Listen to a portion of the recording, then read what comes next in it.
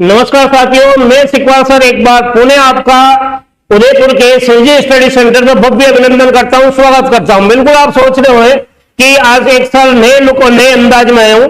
बिल्कुल मैंने कक्षा के बाथरूम आपके पास दौड़ा हुआ आया ताकि मनोविज्ञान की प्रश्नोत्तरी का भाग निरंतर चलता रहे और उसी दौड़ की या उस दौड़ के दरमियान मैंने चश्मा भी आपके सामने लगाकर उपस्थित हो गया हूं। तो बात कर रहा था मनोविज्ञान की प्रश्नोत्तरी जो कि शिक्षक भर्ती को लेकर काफी महत्वपूर्ण प्रश्न मैं आपके सामने लेकर आए हूं। देखिएगा प्रश्न नंबर 1 जो आपकी मोबाइल की स्क्रीन पर दिखाई दे रहा होगा। क्वेश्चन नंबर 1 की यदि बात करें तो बिल्कुल देखिए ये क्वेश्चन क्या कह रहा है। निम्नलिखित में से कौन सा मनोविज्ञान में लक्ष्य नहीं है? ध्यान से पढ़िएगा इस क्वेश्चन को और उत्तर तक पहुंचिएगा। निम्नलिखित में से कौन सा मनोविज्ञान में लक्ष्य नहीं है? क्या वो मापन और वर्णन है, क्या वो व्याख्या है, या पूर्वानुमान या नियंत्रण है, या परीक्षण है?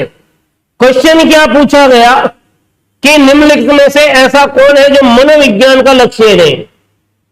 अर्थात यह मनोविज्ञान का लक्ष्य कौन कौन है? तो पहला विकल्प तो मनोविज्ञान का लक्ष्य होता है, मतलब कि नहीं पूछ रहा है तो यह तो लक्ष्य क्या है। इसका मतलब यह उत्तर तो नहीं होगा, क्योंकि मनोविज्ञान में मापन भी होता है, मनोविज्ञान में महत्वपूर्ण तथ्यों का वर्णन भी किया जाता है। तो यह विकल्प क्या हो गया? गलत। दूसरे विकल्प की यदि बात करें तो व्याख्या भी मनोविज्ञान में होती है, तो यह भी क्या हो गया? गलत। तीसरे नंबर की यदि बात करें तो मनोविज्ञान भविष्यवाणी करने में, पूर्व अनुमान लगाने में भी योगदान है और हर परिस्थिति को नियंत्रित करने में भी योगदान देता है। तो यह विकल्प भी होगा। यहां पूछा जा रहा है मनोविज्ञान का लक्ष्य कौन सा नहीं है, तो बिल्कुल परीक्षण नहीं है साथियों। डी आंसर क्या माना जाएगा? बिल्कुल सत्य माना जाएगा, बिल्कुल करेक्ट माना जाएगा। तो चलिए मेरे साथ अगले क्वेश्चन पे। क्वेश्चन नंबर 2, निम्नलिखित में से कौन से मनोवैज्ञानिक ने टेबुला रासा, बिल्कुल जबरदस्त क्वेश्चन है, पहली बार आप सुन रहे होंगे, इनमें से कौन सा मनोवैज्ञानिक है जिसने टेबुला रासा का उल्लेख किया है? ऐसा कौन सा मनोवैज्ञानिक है जिसने टेबुला रासा का प्रयोग किया है? आपको चीज समझनी है, यह टेबुला रासा होता क्या है। 4 विकल्प है। पहले अरस्तु, वुडवर्थ, चोमेस्की और जॉन लॉक। देखिएगा टेबुला रासा का अर्थ है कोरा कागज। क्या है? कोरा कागज। और कोरा कागज के बारे में जो जॉन लॉक था उसने ये बात कही कि शिशु का मस्तिष्क कोरे कागज के समान होता है। शिशु का मस्तिष्क किसके समान होता है? शिशु का मस्तिष्क कोरे कागज के समान होता है, कागज के समान, और इसे ही टेबुला रासा की संज्ञा दी है। तो जॉन लॉक ने ये बात कही, तो बिल्कुल आपको ऑप्शन दिखाई दे रहा होगा जॉन लॉक, ये क्या हो गया? सही हो गया। अब आप सोच रहे 3 क्यों गलत हुए? क्योंकि साथियों अरस्तु ने मनोविज्ञान को आत्मा के रूप में परिभाषित किया, आत्मा के रूप में, इसलिए विकल्प क्या? गलत। वुडवर्थ ने पर्सनालिटी के बारे में उल्लेख किया, इस वजह से यह विकल्प भी गलत। चोमेस्की ने भाषावाद पर बात कही, भाषावाद को लेकर चर्चा कही, तो यह विकल्प भी क्या हो गया? गलत। तो सही आपके सामने क्या है?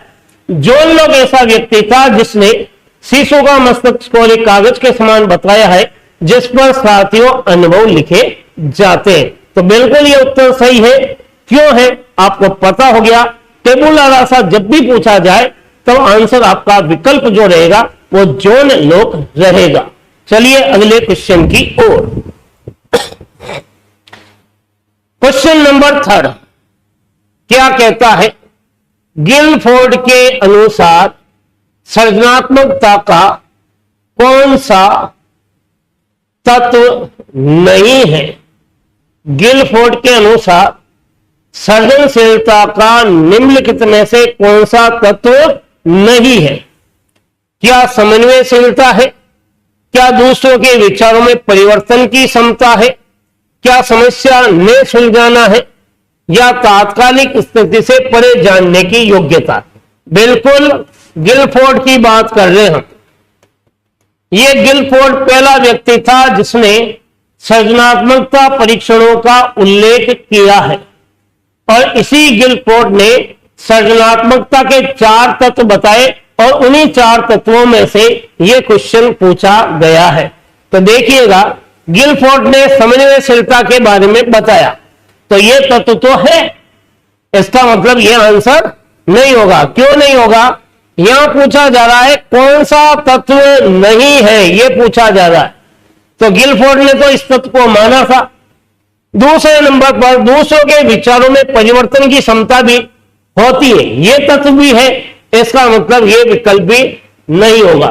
तीसरा, समस्या सुलझाना, यह गिलफोर्ड ने नहीं माना था, तो आंसर जो होगा वो सी ऑप्शन क्या माना जाएगा? बिल्कुल करेक्ट माना जाएगा। बाकी तात्कालिक परिस्थिति से जानने की योग्यता भी गिलफोर्ड ने कही थी, तो यह विकल्प भी नहीं है। आखिर समस्या को न सुलझाना, यह गिलफोर्ड ने बात नहीं की थी, केवल 4 तत्वों का उल्लेख किया था। समन्वयशीलता पहला तत्व, दूसरे के विचारों में परिवर्तन की क्षमता दूसरा तत्व, समस्या की पुनर्व्याख्या तीसरा तत्व, तात्कालिक परिस्थिति से परे जानने की योग्यता रखना 4 तत्व। तो 4 तत्व की बात तो गिलफोर्ड ने की थी, और इनका उल्लेख गिलफोर्ड ने एक पुस्तक लिखी थी, उस पुस्तक का नाम था बिल्कुल क्षेत्रीय मनोविज्ञान। कई जगह सामान्य मनोविज्ञान को लेकर भी चर्चा हुई है। तो चलते हैं अगले क्वेश्चन की ओर। क्वेश्चन नंबर 4 आपकी मोबाइल की स्क्रीन पर दिखाई दे रहा है। क्वेश्चन नंबर 4, बुद्धि वह तत्व है जो सब मानसिक योग्यताओं में सामान्य रूप से सम्मिलित रहता है। क्या पूछा जा रहा है? बुद्धि एक ऐसा तत्व है जो सब मानसिक योग्यताओं में सामान्य रूप से क्या रहता है? सम्मिलित रहता है। तो देखिएगा, यह कथन किसका है? रेक्स और नाइट का है, या बीने का है, या वुडवर्थ का है, या स्काउट का है।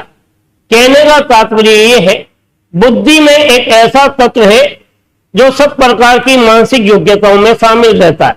बिल्कुल यह जो कथन है बुद्धि की परिभाषाओं से पूछा गया है।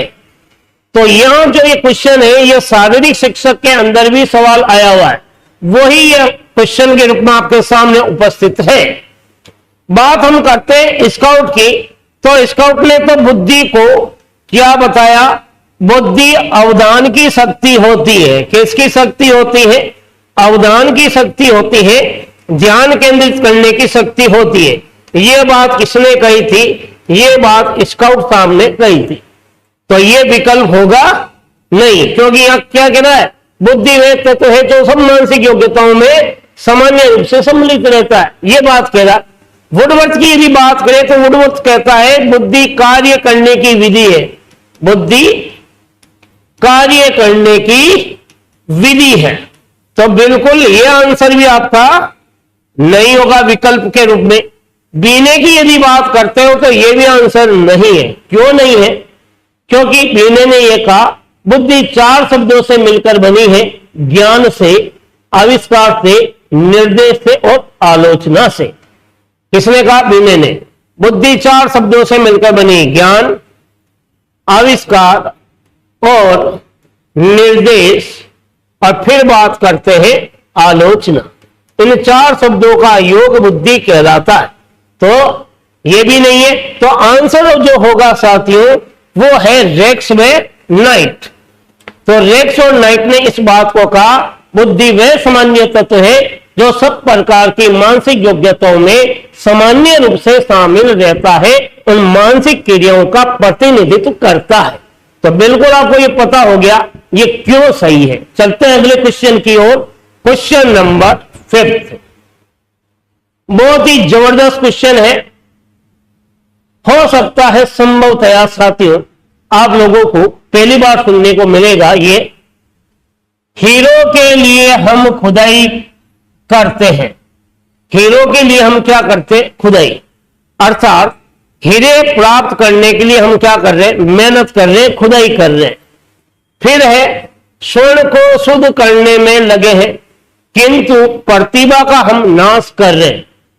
कहने का तात्पर्य है हीरो के लिए तो खुदाई करते हैं, सोने को प्राप्त करने के लिए, उसको शुद्ध रूप में प्राप्त करने के लिए हम क्या कर रहे हैं, परिश्रम कर रहे हैं, लेकिन हम तो प्रतिभा की तरफ तो देख ही नहीं रहे हैं। तो ये जो कथन है ये किसका है? क्या इस कथन को कहने वाला व्यक्ति कोलर है? क्या इस कथन को कोलर नामक व्यक्ति ने कहा? कोलर ने सूच के सिद्धांत को लेकर बात कही थी, सूच के सिद्धांत को। इसका मतलब यह कथन कोलर का नहीं है। यदि आप सोचते हो राम वर्ण का, तो राम वर्ण जो था, जिसने, यदि हम बात करते हैं राम वर्ण की, तो इसने केवल शिक्षा पर आधारित तथ्यों का उल्लेख किया। तथ्यों का क्या किया? उल्लेख। वो भी क्या है? एजुकेशन पर आधारित। यदि गिलमर की बात करें तो इसने समस्या समाधान को हल करने की प्रक्रिया, एक तरह से समस्या समाधान अधिगम पर चर्चा की है। तो बिल्कुल गिलमर होगा नहीं, तो कोलर है नहीं, राम वर्ण है नहीं, गिलमर है नहीं, तो वो कथन किसका है साथियों? के.एन. दत्त का ये कथन है। और ये कथन किसके लिए कहा गया? सृजनात्मकता के लिए कहा गया है। ये कथन क्रिएटिविटी के लिए कहा गया है। तो समझ गए होंगे आखिर ये जो कथन कहा गया क्रिएटिविटी के लिए कहा गया, तो बिल्कुल हीरो के लिए हम खुदाई कर रहे हैं और सोने को शुद्ध करने में लगे हैं, लेकिन प्रतिभा का नाश कर रहे हैं। के.एन. दत्त एक ऐसे मनोवैज्ञानिक था जिन्होंने सृजनशीलता को लेकर कार्य किए थे। चलते हैं अगले कथन की ओर। तो आपका डी ऑप्शन क्या माना जाएगा? करेक्ट माना जाएगा। शब्द आपके सामने आया साथियों, मनोसामाजिक सिद्धांत का संबंध है। ध्यान से सुनिएगा, उत्तर तक पहुंचिएगा। मनोसामाजिक सिद्धांत, जीन प्याजे ने तो संज्ञानात्मक सिद्धांत दिया। संज्ञानात्मक सिद्धांत का संबंध किससे? जीन प्याजे से। वाटसन ने व्यवहारवाद पर कार्य किया, व्यवहारवाद पर। तो आपके सामने विकल्प निकल रहे हैं, वाटसन नहीं होगा और जीन प्याजे भी नहीं होगा। फ्राइड ने मनोविश्लेषण पर कार्य किया। किस पर कार्य किया? मनोविश्लेषण पर कार्य किया। इसका मतलब यह भी नहीं होगा। तो आपके सामने विकल्प जो बचा वो बचा था एरिक्सन। एरिक्सन एक ऐसी शख्सियत था जिसने मनोसामाजिक संपत्ति को बताया था, मनोसामाजिक सिद्धांत को बताया था। तो ए विकल्प क्या माना जाएगा? बिल्कुल सही माना जाएगा। तो चले साथियों अगले क्वेश्चन की ओर, अगर आप लोग सहमति देते हो तो। देखिए जबरदस्त क्वेश्चन आपके मोबाइल की स्क्रीन पर, क्वेश्चन नंबर 7। भारत के भाग्य का निर्माण उसकी कक्षाओं में हो रहा है। भारत के भाग्य का निर्माण उसकी कक्षाओं में हो रहा है। यह कथन किसका है या इस कथन के प्रतिपादक कौन है? क्या महात्मा गांधी है साथियों, मैकेंजी है, कोठारी आयोग है या विवेकानंद है? फटाफट उत्तर दीजिए। क्या रहेगा आपका उत्तर? देखिए क्या आप उत्तर तक पहुंच गए हो या नहीं पहुंच रहे हो। बिल्कुल ये शिक्षा शास्त्र पर आधारित प्रश्न पूछा गया है। महात्मा गांधी जो बुनियादी शिक्षा की बात कहता है, महात्मा गांधी सर्वांगीण विकास की बात कहता है, सर्वांगीण विकास की शिक्षा की बात कहता है। तो बिल्कुल ये विकल्प तो क्या हो गया? गलत हो गया। मैकेंजी विकल्प भी गलत है। क्यों? मैकेंजी सतत प्रक्रिया को लेकर शिक्षा की कथन की बात कह रहा है।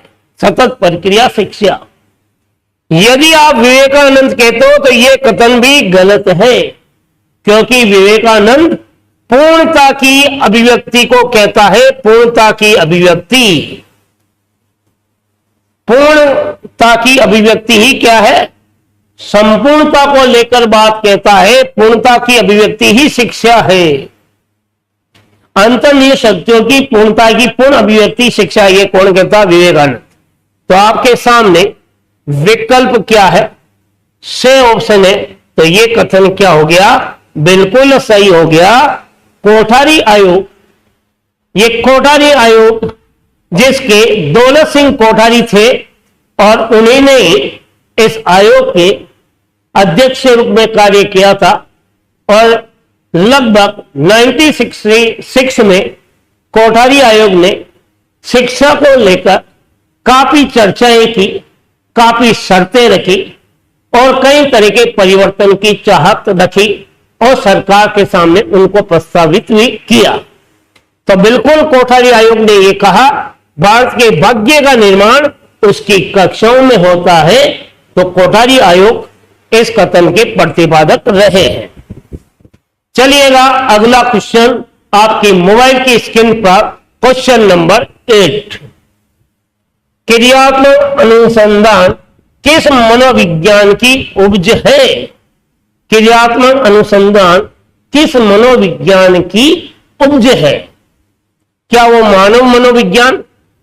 बिल्कुल नहीं होगा, क्योंकि मानव मनोविज्ञान की बात करें तो इसका संबंध इब्राहिम मैस्लो से होता है, और ये इब्राहिम मैस्लो साहब मानवीय क्रिया की बात करता है, मानवीय क्रिया की। तो बिल्कुल ये नहीं होगा। यह क्रियात्मक अनुसंधान की बात है। असामान्य मनोविज्ञान मानसिक रोगग्रस्त पर आधारित है। मानसिक रोगग्रस्त पर व्यक्तियों को लेकर चर्चा होती है, यह भी विकल्प नहीं है।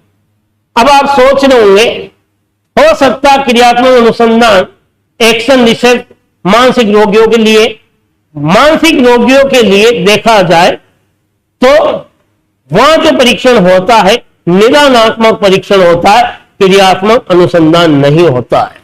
पशु मनोविज्ञान, थॉर्नडाइक ने इस पर चर्चा की, पशु पक्षियों के व्यवहार को लेकर बात हुई, और यह विकल्प भी नहीं है। तो आपके विकल्प जो है सामाजिक मनोविज्ञान है, जहां पर सामाजिक परिवेश में लेकर क्रियात्मक अनुसंधान की बात होती है। तो डी विकल्प क्या हो गया? बिल्कुल सही हो गया। और क्रियात्मक अनुसंधान यदि देखा जाए, इसके संपर्त्य को स्टीफन एम कोरे ने दिया था। किसने दिया था? स्टीफन एम कोरे। कहते ना, मेरा जीवन कोरा कागज कोरा रह गया। तो क्रियात्मक अनुसंधान जो है वो स्टीफन एम कोरे ने इसके संपर्त्यों को बताया। और हमारी एजुकेशन के अंदर यदि देखा जाए तो क्रियात्मक अनुसंधान एजुकेशन में स्थायी रूप की यदि बात करें, शुरुआत में 1926 में लागू गया, उसके बाद 1946 में यह सामाजिक क्षेत्र में गया, 1953 के आसपास स्थायीकरण के रूप में यह क्रियात्मक अनुसंधान का काफी योगदान रहा है। तो चलिए नेक्स्ट क्वेश्चन की ओर। डी विकल्प क्या हो गया? सही। क्वेश्चन नंबर 9, बाल विकास का सर्वप्रथम वैज्ञानिक विवरण क्या है? प्रस्तुत करने वाला कौन था? बाल मनोविज्ञान का वैज्ञानिक विवरण किसने प्रस्तुत किया है? क्या वो जॉन लॉक है? क्या वो हर्लोक है? क्या वो पेस्टालोजी है या थॉर्नडाइक है? कलर चेंज करते हैं साथियों। बाल विकास का सर्वप्रथम वैज्ञानिक विवरण यदि बात करते हैं तो जॉन लॉक का नहीं होगा, क्योंकि जॉन लॉक ने केवल यदि बात करें तो शिशु के केवल मस्तिष्क को लेकर चर्चा की थी। इसके अलावा जॉन लॉक ने एजुकेशन को लेकर चर्चा की थी। हर्लोक की यदि बात करें तो हर्लोक ने केवल अभिवृद्धि और विकास को लेकर भी चर्चा की और विकास की अवस्थाओं को लेकर भी चर्चा की। तो यह भी कथन नहीं है। पेस्टालॉजी विकल्प बिल्कुल सही होगा। इसने बाल विकास का सर्वप्रथम वैज्ञानिक विवरण दिया था। सर्वप्रथम वैज्ञानिक विवरण दिया था और यह जो विवरण था यह बेबी बायोग्राफी पर आधारित था। बेबी बायोग्राफी पर क्या था? आधारित था। किस पर आधारित था यह वैज्ञानिक विवरण? बेबी बायोग्राफी पर आधारित था। यह पेस्टालॉजी एक ऐसी शख्सियत है जिसने अपने 3.5 साल के स्वयं के बच्चे पर प्रयोग करके बाल विकास का वैज्ञानिक विवरण दिया था। किस पर आधारित था? बेबी बायोग्राफी पर आधारित था। और थॉर्नडाइक ने नवाचार को लेकर कार्य किए थे, नवाचार पर।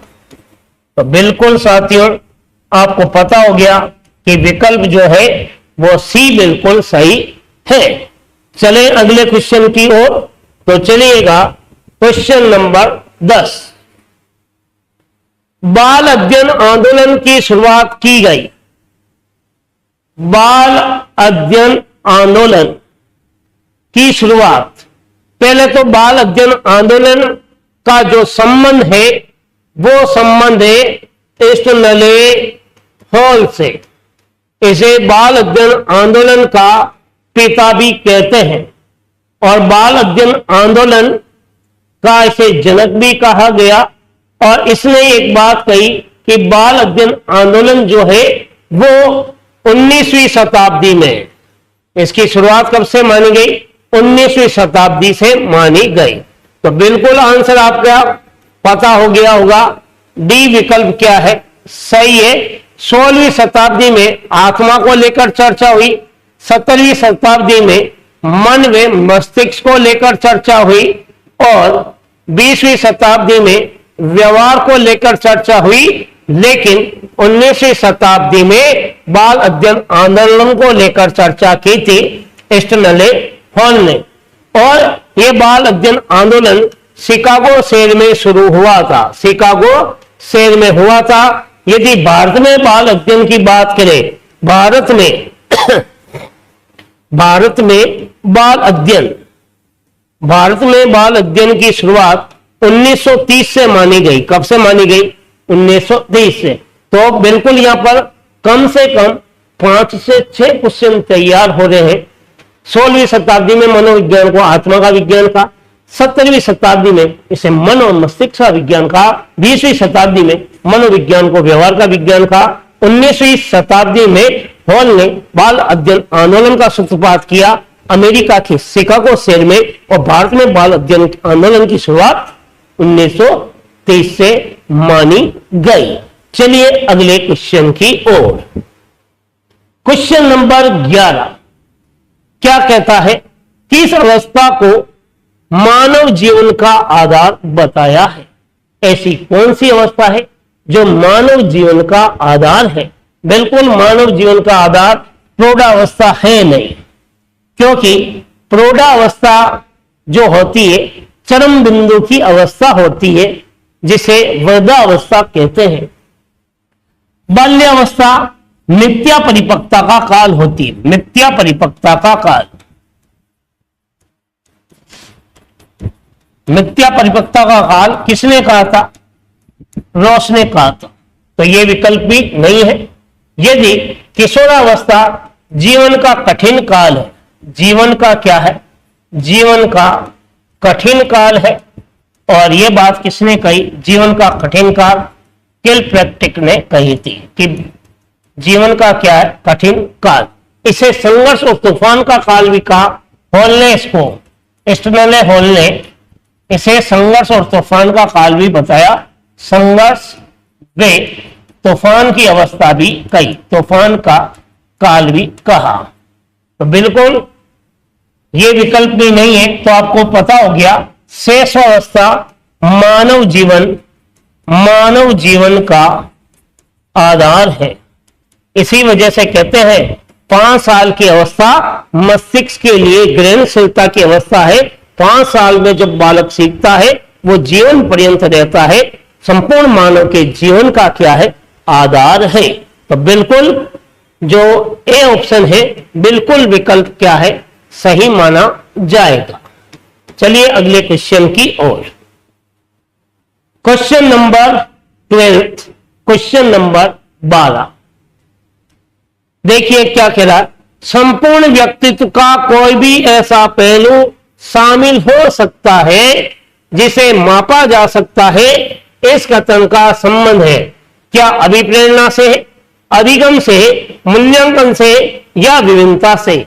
ये परिभाषाओं को तोड़कर क्वेश्चन पूछा गया है। संपूर्ण व्यक्तित्व का ऐसा कौन सा पहलू है जिसका मापन किया जा सके, उसे ही क्या कहते हैं, उसे ही अभिप्रेरणा नहीं कहते हैं, उसे ही अधिगम नहीं कहते हैं, उसे ही मूल्यांकन नहीं कहते हैं, उसे क्या कहते हैं, उसे व्यक्तिगत विभिन्नता कहते हैं, व्यक्तिगत विभिन्नता कहते हैं। तो ये कथन जो है, ये कथन स्किनर साहब का है, स्किनर महोदय का है। तो डी विकल्प क्या है, सही है। संपूर्ण व्यक्तित्व का ऐसा कोई भी ऐसा पहलू जिसका मापन हो उसे व्यक्तिगत विभिन्नता कहते हैं। यह बात स्किनर ने कही। स्किनर के कथन को तोड़कर पूछा गया मूल्यांकन क्यों नहीं है, क्योंकि मूल्यांकन निर्णय की बात कहता है, अधिगम सीखने की बात कहता है और व्यवहार में परिवर्तन की बात कहता है, व्यवहार में परिवर्तन। यहां व्यक्तित्व को लेकर बात नहीं की गई। अभिप्रेरणा ये कार्य करने की बात कहता है, करने की बात, एक तरह से लक्ष्य की बात कहता है, लक्ष्य की बात। तो बिल्कुल संपूर्ण व्यक्तित्व का कोई भी ऐसा पहलू जिसका मापन हो सके, इस कथन के प्रतिपादक स्किनर है, जो कि व्यक्तिगत विभिन्नता के लिए कहा गया। और इस शब्द को किसने दिया, व्यक्तिगत विभिन्नता गाल्टन ने दिया। कब दिया, 1879 में दिया। तो डी विकल्प क्या है, करेक्ट है। चलिए अगले क्वेश्चन की ओर। क्वेश्चन नंबर 13 काफी मार्मिक, बहुत ही जबरदस्त है, आपकी मोबाइल की स्क्रीन पर दिखाई दे रहा होगा। किसने ये कहा कि अपराध करने की प्रवृत्ति बालक में जन्मजात होती है। ऐसी कौन सी शख्सियत थी जिसने यहां तक कह दिया कि अपराध करने की प्रवृत्ति तो बालक की जन्म जा सकती है। देखिएगा, अगर आप सोचते जॉन डीवी तो यह विकल्प गलत है। यदि आप सोचते कुप्पू स्वामी तो यह विकल्प भी गलत है। यदि आप सोचते मेंडल तो यह विकल्प सही है। और यदि वैलेंटाइन सोचते हो तो यह विकल्प भी क्या है, गलत है। तो मेंडल ने यह कहा कि अपराध करने की प्रवृत्ति बालक में जन्मजात होती है, लेकिन जॉन डीवी ने क्या कहा था, जॉन डीवी ने शिक्षा को त्रिमुखी प्रक्रिया कहा। जॉन डीवी ने क्या कहा, त्रिमुखी प्रक्रिया है, त्रिमुखी प्रक्रिया है। कौन है, शिक्षा त्रिमुखी प्रक्रिया, यह बात की। कुप्पू स्वामी ने कहा, क्या कहा, कुप्पू स्वामी ने यह कहा कि बाल अपराधी बालक वर्तमान में विश्वास करता है, भविष्य की चिंता नहीं करता है। यह बात कुप्पू स्वामी ने कही। इसके अलावा कुप्पू स्वामी यह भी कहता है कि व्यक्ति को सदैव प्रसन्नचित रहना चाहिए। जो व्यक्ति प्रसन्नचित रहता है, जो समन्वित रहता है, उसके संवेगात्मक द्वंद्व और तनाव दूर होते हैं। तो यह कथन, और मेडल की यदि हम बात करें तो इसने यह बात कही। और वैलेंटाइन ने शेषवावस्था को सीखने का आदर्श काल कहा। शेषवा अवस्था सीखने का आदर्श काल है। तो बिल्कुल विकल्प आपका सी बिल्कुल सही है और बाकी के विकल्प क्या हो गए, गलत। क्यों हो गए, हर विकल्प पर मैंने चर्चा करके आपको संतुष्ट करने का प्रयास किया है। बिल्कुल आपको आनंद आ रहा होगा साथियों, ये आनंद केवल उदयपुर का सिरजी स्टडी सेंटर ही दे सकता है। तो चलिए एक नए क्वेश्चन की ओर, क्वेश्चन नंबर 14। अनुक्रिया का चयन कर उत्तेजना से जोड़ना क्या कहलाता है? शब्द क्या दिया हुआ, क्या कहलाता है? उत्तेजना से जोड़ना। अनुक्रिया का चयन कर उत्तेजना से जोड़ना क्या अधिगम है, व्यवहार है, प्रेरक है या चालक है? बिल्कुल प्रथम विकल्प सही है कि अनुक्रिया का चयन कर उत्तेजना से जोड़ना अधिगम है। और यह कथन आपके एक नाम हुआ है थॉर्नडाइक साहब, शिक्षा मनोविज्ञान के जो जनक थे, इसी शख्सियत ने इस कथन को कहा था। व्यवहार होगा नहीं, प्रेरक होगा नहीं और चालक होगा नहीं, क्योंकि चालक जो है वो बिल्कुल साथियों, चालक जो शब्द है इस पर वुडवर्थ ने कहा था। चालक शब्द पर किसने कहा? वुडवर्थ ने। और प्रेरक शब्द जो है वो प्रेरित करने की बात कहा था और व्यवहार के बारे में वाटसन उल्लेखित है। तो आंसर आपके सामने क्या है? ए विकल्प बिल्कुल सही है। चले नेक्स्ट क्वेश्चन की ओर। क्वेश्चन नंबर 15, नैमित्तिक अनुबंधन का संबंध है। क्या पूछा जा रहा? नैमित्तिक अनुबंधन। यदि आपने अधिगम के सिद्धांतों को ध्यानपूर्वक पढ़ा है तो बिल्कुल इसका उत्तर आप दे सकते हो। कैसे? बात पूछी जा रही है नैमित्तिक अनुबंधन का संबंध है, किससे है? चेमोस्की से है? बिल्कुल गलत है। इसका संबंध भाषा से है। पावलोव से है? इसका संबंध शास्त्रीय अनुबंधन से है। किससे है? शास्त्रीय अनुबंधन से। इसका मतलब यह भी विकल्प गलत। यदि आप सोचते हो स्किनर से है या हल से, हल की यदि बात मानते हो तो हल का जो संबंध होता है वो पुनर्बनन से होता है, परबनन से होता है। तो स्किनर का संबंध किससे है? नैमित्तिक अनुबंधन से है, जिसे हम साधनात्मक अनुबंधन भी कहते हैं। साधनात्मक अनुबंधन भी कहते हैं। बिल्कुल नैमित्तिक अनुबंधन का संबंध किससे हो गया? बिल्कुल आपके स्किनर साहब से हो गया। तो स्किनर का जो क्रिया प्रसूत का सिद्धांत है उसे हम क्या कह सकते हैं? उसे हम साधनात्मक अनुबंधन का सिद्धांत भी कहते हैं, उसे हम नैमित्तिक अनुबंधन का सिद्धांत भी कहते हैं, और उसे ही हम क्रियाशीलता का सिद्धांत भी कहते हैं, उसे ही हम यांत्रिक अनुबंधन का सिद्धांत भी कहते हैं, और उसे ही हम ऑपरेट कंडीशनिंग थ्योरी का सिद्धांत भी कहते हैं। और स्किनर का यह सिद्धांत 1938 में दिया गया। तो ए विकल्प बिल्कुल क्या माना गया? सही माना गया। चलिए अगले क्वेश्चन की ओर। बच्चा किस प्रकार का अधिगम करता है? कोई भी बालक हो वो किस प्रकार के अधिगम को महत्व देता है? क्या वो किताबें पढ़कर, परिचर्चा करके, प्रश्न पूछकर, या कई प्रकार से? सोचिएगा, ये बिल्कुल अप्लाइड क्वेश्चन है और आप इस अप्लाइड क्वेश्चन का उत्तर आप अपनी बौद्धिक क्षमता पर थोड़ा सा दबाव डालकर दे सकते हैं। कोई भी बच्चा हो वो किताबें पढ़कर अधिगम करता है, बिल्कुल करता है। कई बार दोस्तों के साथ चर्चा करके भी अधिगम करता है, बिल्कुल करता है। कई बार टीचर से क्वेश्चन पूछकर भी अधिगम करता, बिल्कुल करता है। तो इसका मतलब वो सभी प्रकार से, कई प्रकार से वो क्या कर सकता है? अधिगम।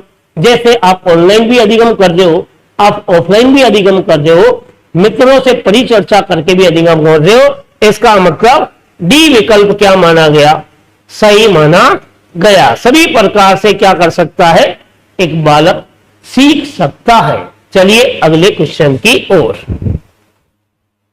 क्वेश्चन नंबर 17, प्रयोगात्मक विधि का प्रथम सोपान कौन सा है? पहले तो सोचिए, प्रयोगात्मक विधि के जनक कौन है? विलियम वुंट है।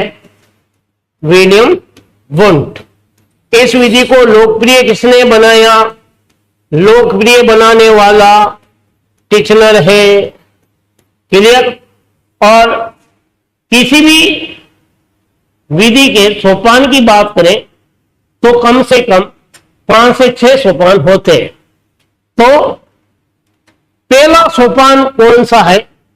तो सबसे पहले हम कोई प्रयोग करते हैं तो समस्या का क्या करते हैं? चयन। तो पहला सोपान क्या हो गया? समस्या का चयन। जब आप समस्या का चयन करते हो तो दूसरे नंबर पर आप क्या बनाते हो? हाइपोथेसिस बनाते हो, कर परिकल्पना का निर्धारण करते हो। जब आप परिकल्पना का निर्धारण करते हो तो आप उद्देश्य का भी निर्धारण करते हो। जब साथियों आप उद्देश्य का निर्धारण करते हो तो आप क्या करते हो? शोध की रूपरेखा तैयार करते हो। शोध की रूपरेखा। जब रूपरेखा तैयार कर लेते हो तब आप क्या करते हो? आप तथ्य इकट्ठे करते हो, तथ्य एकत्रित। और जब आप तथ्य इकट्ठे कर लेते हो फिर उसका विश्लेषण करते हो और विश्लेषण करने के बाद उस पर निष्कर्ष निकालते हो। तो बिल्कुल आपको पता पड़ गया होगा, अनुसंधान जब करते हो या क्रियात्मक अनुसंधान करते हो या किसी भी विधि का प्रयोग करते हो तो इन सोपानों से होकर करते हो। तो सबसे पहला सोपान पूछा गया तो समस्या चयन बिल्कुल क्या है? सही। दूसरा सोपान परिकल्पना है, तीसरे पर उद्देश्य है और सभी नहीं है। प्रथम सोपान क्या? समस्या का चयन। चलिए अगले क्वेश्चन की ओर। क्वेश्चन नंबर 18 आपकी मोबाइल की स्क्रीन पर सीधा आदम का है। किस पुस्तक का लाभ केवल पूंजीपति वर्ग के बच्चों को मिला? बहुत ही जबरदस्त है। ऐसी कौन सी पुस्तक है जिसके प्रकाशन होने के बाद गरीब परिवार के बच्चे उस पुस्तक से लाभान्वित नहीं हो पाए, केवल पूंजीपति वर्ग के बच्चे ही लाभ उठा सके? देखिएगा, उस पुस्तक की यदि मैं बात करूं तो सबसे पहले हम सभी पुस्तकों को किस किसने लिखा उसकी बात करते हैं। अरबी स्पेक्ट्रस किसने लिखी? अरबी स्पेक्ट्रस लिखने वाला कौन था? देखिएगा, यह व्यक्ति कोमेनियस था। क्लियर? यहां शिक्षा मनोविज्ञान थॉर्नडाइक ने लिखी। क्लियर हो रहा है? टोटम टेबू टोटा था जो टेम्पू चलाता हंसाने के लिए। टोटम टेबू फ्राइड की पुस्तक है। और स्कूल ऑफ इन्फेंसी ये भी कोमेनियस की पुस्तक है। अब ध्यान से सुनिएगा, ये कोमेनियस व्यक्ति ही वो शख्सियत है जिसने सबसे पहली स्कूल ऑफ इन्फेंसी पुस्तक 1628 में लिखी। लेकिन इस पुस्तक का लाभ किसको मिला? केवल पूंजीपति वर्ग के बच्चों को मिला, क्योंकि जिनके पास पैसे थे वो तो किताब को खरीद पाए, जिनके पास नहीं थे वो नहीं खरीद पाए। तब इस पुस्तक का विरोध हुआ तो इसने दूसरी किताब और लिखी, वो थी अरबी स्पेक्ट्रस, जो कि 1657 में लिखी गई। अब इस पुस्तक में चित्रात्मकता आई। चित्रात्मकता आई कहने का मतलब हमारा पाठ्यक्रम चित्र निरूपित इसी किताब की वजह से हुआ। यहां पूछा गया सवाल है कि किस पुस्तक का लाभ केवल पूंजीपति वर्ग के बच्चों को मिला? तब तो आंसर आपका क्या आएगा? डी बिल्कुल सही माना जाएगा। और किस पुस्तक में पाठ्यक्रम में चित्र निरूपित हुआ? तब आपका आंसर क्या होगा? अरबी स्पेक्ट्रस। तो बिल्कुल यहां 5 से 7 सवाल आपके तैयार हो गए होंगे।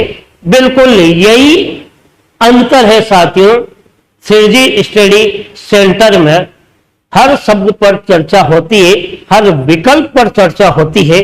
बिल्कुल आपने साथियों मनोविज्ञान के बहुत सारे वीडियो देखे होंगे। ये प्रथम ही ऐसा आपको मिला होगा अवसर, ऐसा मेरा मानना है कि आपको हर शब्द पर चर्चा हो रही है।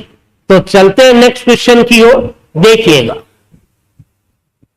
क्वेश्चन नंबर 19, निम्नलिखित में से समायोजन की विधि है, समायोजन की कौन सी विधि है?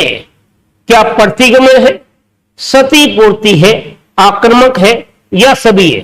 देखिएगा, समायोजन की रक्षा युक्ति से सवाल है, समायोजन की रक्षा युक्ति से पूछा हुआ सवाल है। और यह समायोजन की रक्षा युक्ति को 4 भागों में बांटा गया है। कौन सा? प्रत्यक्ष, दूसरा अप्रत्यक्ष, तीसरा सती पूर्ति, चौथा आक्रमणकारी।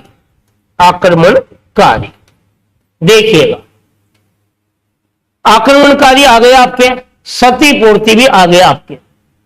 अब प्रत्यक्ष में 4 विकल्प है। एक तो है बाधाओं को दूर करना, दूसरा विकल्प है अन्य मार्गों की खोज, मार्गों की खोज, तीसरा विकल्प है लक्ष्य का प्रतिस्थापन, चौथा विकल्प है निर्णय। क्या है? निर्णय। तो बाधाओं को दूर, अन्य मार्गों की खोज, लक्ष्य का प्रतिस्थापन, निर्णय या विचार, ये प्रत्यक्ष है। अप्रत्यक्ष में कम से कम 10 विधि है, जिसमें प्रतिगमन भी आता है, इसी में विस्थापन भी आता है, इसी में दमन भी आता है, इसी में समन भी आता है, इसी में तदात्मीकरण भी आता है, इसी में शोधन भी आता है, इसी में उदात्तीकरण भी आता है। बहुत सारे इसमें विकल्प। तो बिल्कुल प्रतिगमन आ ही गया। तो यह समायोजन की तीनों ही विधियां है। इसका मतलब डी विकल्प क्या माना जाएगा? सही माना जाएगा। तो समायोजन की ये सारी रक्षा युक्तियां हैं। चलिए अगले क्वेश्चन की ओर। बिल्कुल आज के सेशन का अंतिम क्वेश्चन आपके मोबाइल की स्क्रीन पर दिखाई दे रहा होगा। देखिए, व्यक्तित्व जन्म जात और अर्जित प्रवृत्तियों का योग होता है, यह कथन है वैलेंटाइन का, गिलफोर्ड का, ऑलपोर्ट का या एडलर का। पर्सनालिटी की परिभाषाओं से, व्यक्तित्व की परिभाषाओं से यह क्वेश्चन पूछा गया है। देखिए, वैलेंटाइन ने क्या कहा? जो व्यक्तित्व है, जो व्यक्तित्व है वे जन्मजात, वे अर्जित प्रवृत्तियों का योग है। तो आपको उत्तर तो पता पड़ गया होगा कि कौन सा विकल्प सही है। वैलेंटाइन बिल्कुल सही है। और यही पूछा गया। यदि आप ऑलपोर्ट कहते हो तो यह मनोदैहिक को लेकर चर्चा करता है। क्या कहता है? व्यक्तित्व व्यक्ति के उन मनोदैहिक गुणों का गत्यात्मक संगठन है जो उसे वातावरण के साथ अपूर्व और अनूठा समायोजन करना सिखाता है। तो यह कथन किसका? ऑलपोर्ट का। और गिलफोर्ड जो कि बिल्कुल व्यक्तित्व को गुणों का समन्वित रूप भी मानता है। और एडलर जो था, इस व्यक्ति ने व्यक्तित्व को क्या कहा कि जो पर्सनालिटी होता है वास्तव में लक्ष्य को निर्देशित करती है। तो बिल्कुल ये 3 कथन तो क्या हो गए? गलत हो गए। और वैलेंटाइन का कथन क्या हो गया? सत्य हो गया। तो बिल्कुल साथियों, आज हमने मनोविज्ञान की प्रश्नोत्तरी भाग, जिसमें बहुत सारे प्रश्नों को लेकर मैंने आपसे चर्चा की थी। तो यदि ये मनोविज्ञान की प्रश्नोत्तरी आपको बहुत अच्छी लगी है तो साथियों इस वीडियो को एक बार शेयर जरूर कीजिएगा। इसके अलावा आप साथियों निरंतर अध्ययन कीजिएगा, क्योंकि सफलता आपके अंदर विद्यमान है। जिस दिन भी आप अंदर से प्रेरित हो गए उस दिन यह मान के चलिएगा सफलता आपसे दूर नहीं है। इसीलिए तो यह कहा गया है कि लक्ष्य अगर पक्का बन दे तो मंजिल तेरी दूर नहीं, और तू उससे दूर नहीं और वो तेरे से दूर नहीं। तो अगले वीडियो में फिर मुलाकात करेंगे नए प्रश्नों के साथ। तब तक आप निरंतर अध्ययन कीजिएगा, निरंतर लक्ष्य पर केंद्रित रहिएगा और अपना ख्याल रखिएगा, अपने परिवार का ख्याल रखिएगा। फिर मुलाकात करेंगे। जय हिंद, जय भारत।